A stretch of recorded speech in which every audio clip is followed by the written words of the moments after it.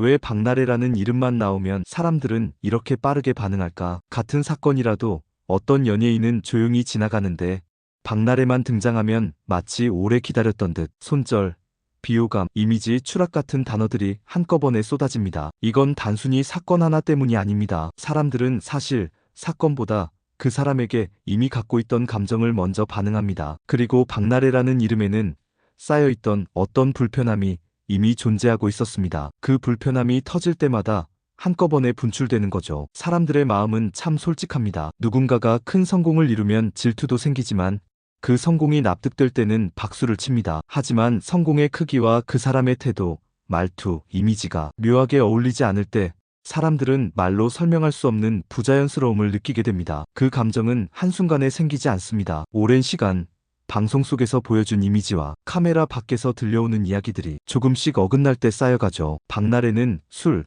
음주 캐릭터, 리얼 버라이어티의 이미지로 사랑을 받았습니다. 그런데 이 캐릭터가 가진 날 것 같은 솔직함은 동시에 위험성도 갖고 있습니다. 솔직함은 매력적이지만 솔직함이 실제 삶에서 불편한 모습으로 발견되는 순간 대중은 그것을 예상된 실망으로 받아들입니다. 아, 역시 그럴 줄 알았어. 이 한마디가 붙는 순간 비호감은 폭발적으로 자랍니다. 이번 매니저 이슈도 그 연장선 위에 있습니다. 매니저가 돈을 노렸을 가능성도 있고 반대로 실제 갑질이 있었을 가능성도 있습니다. 수사 결과는 아직 아무것도 나오지 않았습니다. 그런데도 이미 온라인에서는 박나래를 향한 손절 선언과 비난이 선을 넘을 정도로 퍼져나갔습니다. 이유는 단순합니다. 사람들은 사실 이번 사건 하나만 보고 판단하는 것이 아닙니다. 그동안 쌓여왔던 정서적 거리감, 그리고 성공 이후 보여주었던 어색함, 방송에서의 이미지와 실제의 간극이 사람들의 눈에는 오래전부터 보였기 때문입니다. 유재석이나 장도연처럼 성공할수록 더 겸손해지고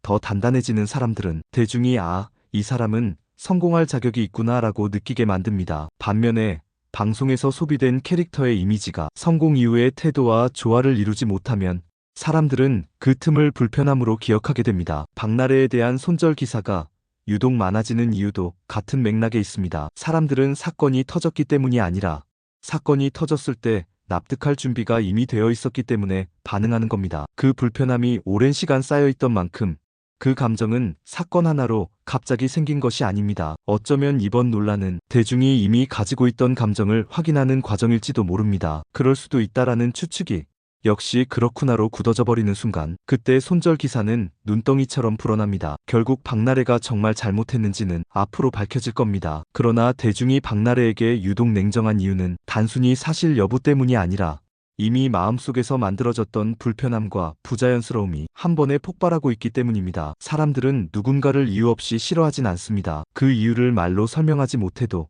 감정은 이미 알고 있습니다. 그리고 박나래라는 이름은 지금 그 감정이 가장 빠르게 자극되는 지점에 서 있는 것일지도 모릅니다.